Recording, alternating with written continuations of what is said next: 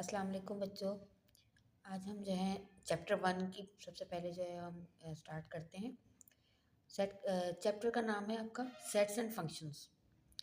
अच्छा, सेट्स और फंक्शंस का एक्सरसाइजेस स्टार्ट करने से पहले हम आप जो है पहले ये देख लेते हैं कि सेट्स क्या होते हैं। आप कभी मार्केट जाएं या कहीं भी जाएं तो आपने देखा होगा कि ग्लास का सेट या चूड़ियों का सेट या डिनर सेट। तो सेट जो है बेसिकली क्या होता है, सेट जो है कलेक्शन ऑफ ऑब्जेक्ट्स होता है, ये चीज़ों का मजमूआ होता है, ठीक है। और वो एक जैसी होती हैं। फॉर एग्जांपल अगर आप ग्लास सेट की बात करते हैं, जैसे वाटर सेट जिसको हम कहते हैं, तो उसमें क्या होता है, एक जग होता है और उसमें ग्लास होते हैं 4 या 6, ठीक है। तो उनको हम मिला के कहते हैं वाटर सेट। इसी तरह से जब हम डिनर सेट की बात करते हैं, डिनर सेट में जो है वो प्लेट्स भी होती हैं, बॉल्स भी होते हैं और जो है वो डिश भी होती है, ठीक है। तो इसलिए हम उसको क्या कहते हैं, डिनर सेट कहते हैं, सब एक जैसी होती हैं। इसी तरह चूड़ियों का सेट बनता है, जैसे ज्वेलरी सेट होता है, तो वो बाकायदा एक सेट होता है वो, ठीक है। तो हम जो है चीज़ों को जो है हम एक साथ कलेक्ट करके इसको एक सेट का नाम देते हैं। वो भी उन चीज़ों को जो वेल डिफाइंड होती हैं, जो वाज़ेह होती हैं, जैसे चूड़ियाँ हैं, तो ज़ाहिर है चूड़ियों के सेट में अगर आप उसमें आप ज्वेलरी भी ऐड कर दें तो वो चूड़ियों का सेट नहीं कहलाएगा, उसमें फिर वो डिफरेंट हो जाएगा, ठीक है। ज्वेलरी सेट में जनरली जो है वो रिंग होती है, इयररिंग्स होते हैं और वो नेकलेस होता है, तो हम उसको ज्वेलरी सेट कहते हैं। लेकिन अगर हम उसमें चूड़ियाँ भी ऐड कर दें तो वो एक फुल सेट हो जाएगा, लेकिन हम उसको ज्वेलरी सेट या नहीं, या सिर्फ चूड़ियों का सेट हम नहीं कहेंगे, ठीक है। बिल्कुल इस तरह टी सेट होता है, उसमें भी जो है कप, सॉसर और जो है टी पॉट होता है। तो इसी तरह जो है हम जो है मैथ्स में भी जो है हम सेट्स पढ़ते हैं।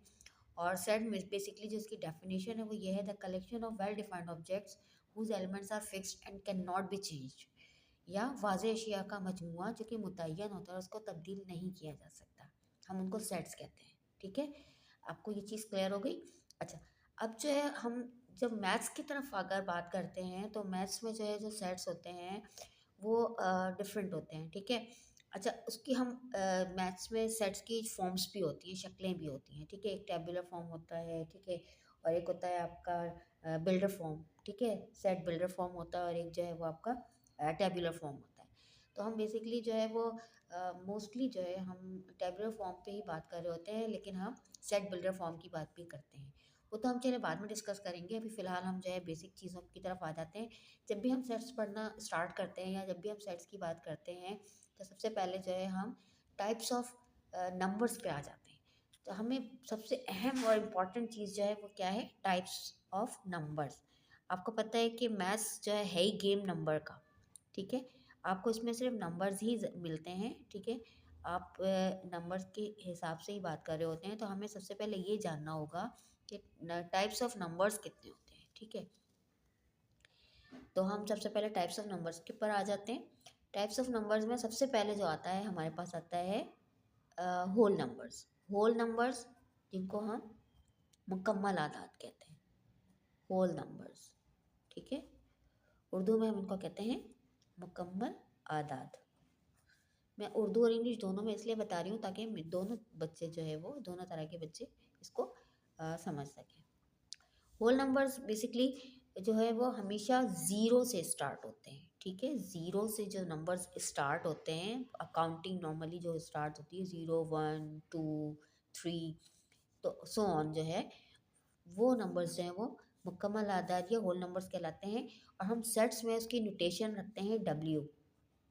नोटेशन क्या होती है बेटा, सेट्स में जो आप जब सेट्स आप लिखते हैं, फॉर एग्जांपल डब्ल्यू लिखा है मैंने और फिर पहले हम कर्ली ब्रैकेट बनाते हैं और फिर उसके अंदर हम जो है वो लिखते हैं, जो लिखते हैं हम उस चीज़ को हम इनको हम कहते हैं एलिमेंट्स, अनासिर या अरकान, और इसको हम कहते हैं नोटेशन, ठीक है। ये है notation, this is called notation, और दीज आर कॉल्ड एलिमेंट्स। जो मेंबर्स ऑफ द सेट होते हैं उनको हम एलिमेंट्स कहते हैं, ठीक है। तो ये आपको पता होना चाहिए कि this is called notation and this is called elements, right. अच्छा, मैं अब आपको बता रही थी होल नंबर्स। होल नंबर्स जो है हमेशा जीरो से स्टार्ट होते हैं, तो अगर हम कहें the set of whole numbers, तो you have to write like this. W is equal to 0, 1, 2, 3 and so on. ठीक है. अगर आपको उन्होंने क्वेश्चन में ये दे दिया है कि set of whole numbers greater than और लेस देन 7, ग्रेटर देन या लेस देन वॉट एवर जो भी हो, ठीक है, इसको हम लेस देन कहते हैं, इसको हम ग्रेटर देन कहते हैं. ठीक है. लेस देन का मतलब इससे छोटे और ग्रेटर देन का मतलब इससे बड़े. कोई भी आपको नंबर दे दिया, फॉर एग्जांपल उन्होंने दे दिया 8 एंड इसको आपने दे दिया लेस देन. ठीक है. लेस देन 8 का मतलब है कि हमें जो सेट ऑफ होल नंबर्स लिखना है वो कहाँ तक लिखना है, 8 तक लिखना है, 8 से छोटे तक लिखना है. उसके बाद हम जहाँ पर 8 आ जाएगा हम वहाँ रुक जाएंगे. ठीक है. Set of elements of whole numbers, तो हम उसको ऐसे लिख सकते हैं W इज इक्वल टू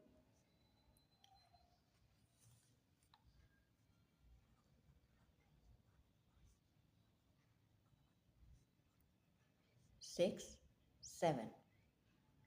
ठीक है. अगर आपके पास ये साइन आ रहा है, ठीक है, और 8 के साथ आ रहा है, तो इसका मतलब है लेस देन 7.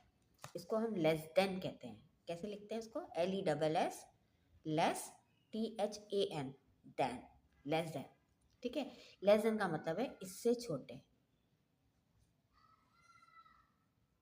जो भी नंबर आगे मेंशन्ड हो उससे छोटे. ठीक है.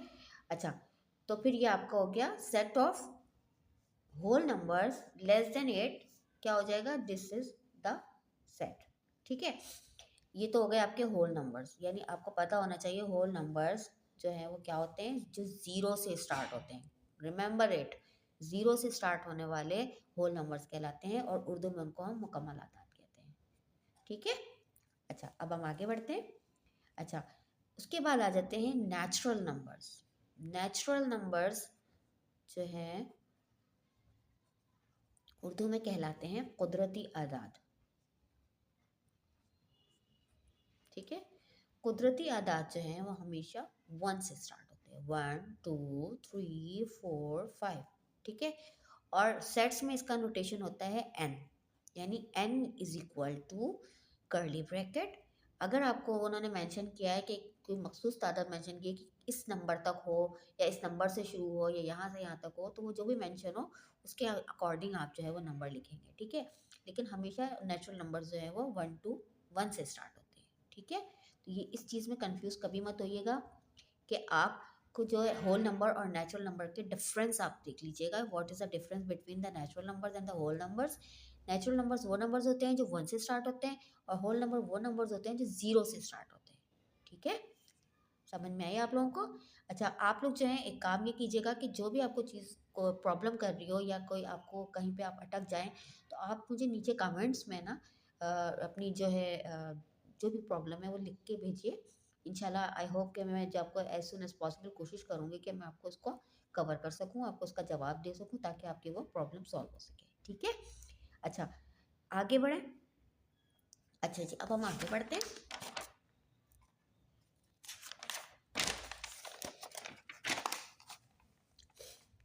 नेचुरल नंबर्स के बाद आ जाते हैं बेटा even numbers. Even numbers Urdu में जुफ्त आदाद कहलाते हैं. जीम फे ते, जुफ्त, जुफ्त आदाद. ठीक है. अच्छा, इवन नंबर्स वो नंबर्स होते हैं जो कि 2 से डिवाइड हो सके. ठीक है. हम जनरली जो है वो ये कहते हैं 2 से डिवाइड हो सके. अच्छा, जो जुफ्त आदाद होते हैं या इवन नंबर्स होते हैं वो 0 से स्टार्ट होते हैं. ठीक है. 0, 2, 4, 6, 8, 10 जो है वो इवन नंबर्स होते हैं. और इवन नंबर्स को जो है हम 0 से स्टार्ट इसलिए कह रही हूँ मैं, क्योंकि बाज़ औक़ात ये होता है कि वैसे तो ये 2, 4, 6, 8, 10 होते हैं, लेकिन हम 0 को भी जो है वो इवन ही मान रहे होते हैं, क्योंकि 0 जो है वो इवन या ऑड कुछ भी नहीं होता है, लेकिन मोस्टली इसको हम इवन ही कहते हैं क्योंकि ये इवन में ही जो है वो लाई कर रहा है. ठीक है. और ये क्योंकि नेगेटिव और पॉजिटिव 0 हो ही नहीं सकता ना. 0 पॉजिटिव प्लस हो सकता है ना माइनस हो सकता है. 0 जो है न्यूट्रल नंबर है, तो इसको हम जो है वो इवन नंबर्स के साथ मोस्टली लिखते हैं. अगर आपको इवन नंबर समझ में नहीं आए कि कैसे हम उसको वो किसको हम इवन कहें किसको हम ऑड कहें, तो मैं आपको एक बात बता दूं.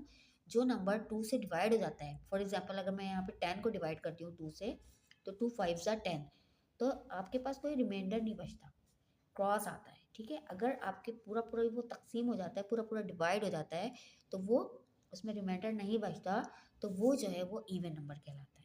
यानी कौन सा एक इवन नंबर इसमें से कौन सा है, ये वाला इवन नंबर है, ये वाला इवन नंबर है। ठीक है, ये इवन नंबर है।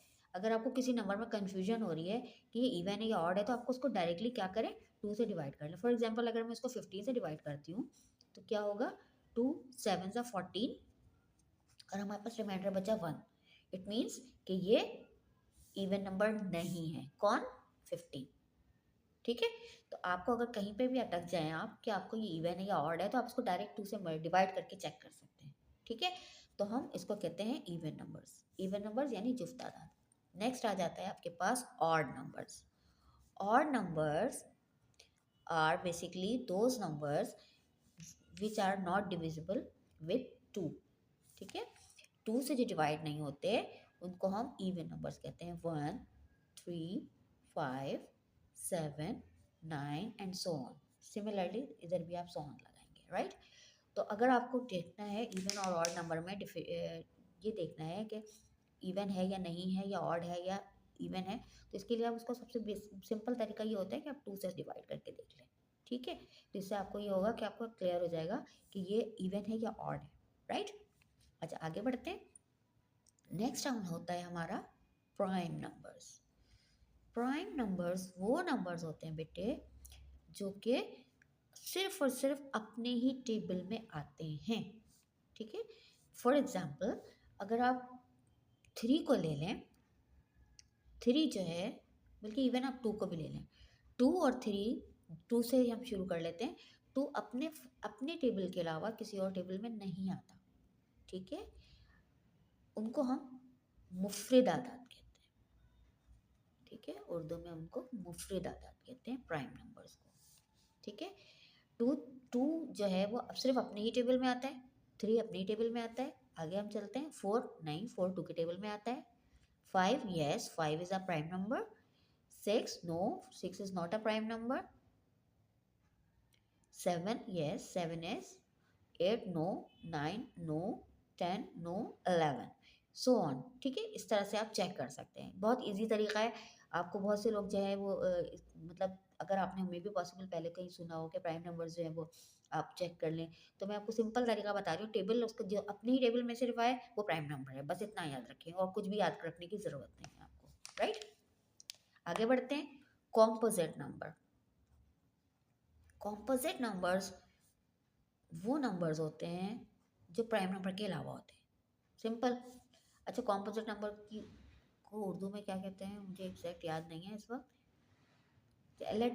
चलें आप कॉम्पोजिट ही पढ़ लेना, नो प्रॉब्लम। मैं आपको कमेंट्स में बता दूंगी, ठीक है। अच्छा, कॉम्पोजिट नंबर वही होते हैं 4 जो अपने अलावा भी किसी और टेबल में आए, जैसे कि 2 के टेबल में भी आता है 4, है ना, आता है ना। अच्छा, इसी तरह आ जाता है 6 8 9 10। 10 जो है वो 9 जो है वो 3 के टेबल में भी आता है। अच्छा, 8 जो है वो किस में आता है, 2 के टेबल में भी आता है, 4 के टेबल में भी आता है और अपने टेबल में भी आता है, राइट। 9 जो है वो अपने टेबल में भी आता है, 3 के टेबल में भी आता है। 10 2 के टेबल में भी आता है, 5 के टेबल में भी आता है, अपने 10 टेबल में आता है। ठीक है, इसी तरह और हम आगे बढ़ते जाएंगे और सो ऑन। ये कॉम्पोजिट नंबर्स कहलाते हैं, ठीक है। अच्छा, फिर हम आ जाते हैं इंटीगर्स। इंटीगर को कुछ लोग इंटीजर्स भी पढ़ते हैं, ठीक है। इंटीगर्स वो नंबर्स होते हैं जो जो प्लस और माइनस दोनों में लिखे जाएं। प्लस और माइनस यानी पॉजिटिव और नेगेटिव दोनों सूरतों में लिखे जाते हैं, उनको हम इंटीगर्स कहते हैं।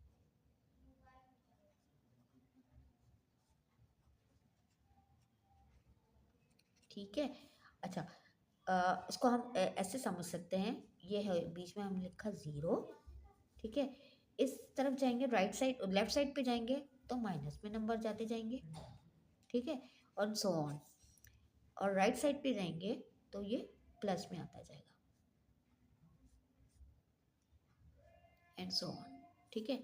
इस तरफ हम जाएंगे, इस साइड पे जाएंगे तो लेस होता जाएगा, कम होता जाएगा, यानी उसकी वैल्यू कम होती जाएगी। और इस साइड हम जाएंगे तो वो मोर होता जाएगा, मतलब बढ़ता जाएगा, ठीक है। तो ये है इंटीगर्स। इंटीगर्स वो नंबर्स होते हैं जो प्लस और माइनस दोनों तरह लिखे जाते हैं, यानी मैं +1 भी लिख सकती हूँ, -3 भी लिख सकती हूँ, तो ये इंटीगर्स कहलाते हैं, ठीक है। अच्छा, फिलहाल हम इसको यहीं तक रखते हैं। अच्छा, आगे जो है आपको जो है रैशनल इरेशनल नंबर्स हैं, वो थोड़ा लॉन्ग टॉपिक है, उस पे हम एक अलग से बात कर लेंगे। फिलहाल हम इनको इंटीग्रल्स तक ही छोड़ देते हैं। उसके बाद मैं आपको जो है वो ये बताऊंगी कि सेट बिल्डर फॉर्म क्या होती है, राइट। और जो है कुछ इसमें जो है सिंबल्स यूज़ होते हैं सेट्स में, वो उन सिंबल्स को हम क्या कहते हैं, और सेट्स की भी मुख्तलिफ टाइप्स होती हैं, ठीक है। हम वो भी जो है अभी इंशाल्लाह ताला पढ़ेंगे। तो फिलहाल हम इसको यहीं तक रखते हैं। इंशाल्लाह नेक्स्ट वीडियो में आपसे मुलाकात होगी। होपफुली आपको ये चीज़ें समझ आई होंगी, और नहीं इनके समझ आई तो आप जो है मुझसे कमेंट सेक्शन में पूछ सकते हैं। आई होप कि आपको मज़ा आया होगा, और इंशाल्लाह आगे भी मेरी वीडियोस देखते रहिएगा, और मेरा चैनल सब्सक्राइब कीजिएगा, और बेल आइकन ज़रूर प्रेस कर दीजिएगा ताकि आपको लेटेस्ट वीडियोस से अपडेट हो सकें, ठीक है। Thank you so much, good luck, and be prepared for your exams because exams are too near, okay. Thank you, अल्लाह हाफिज़।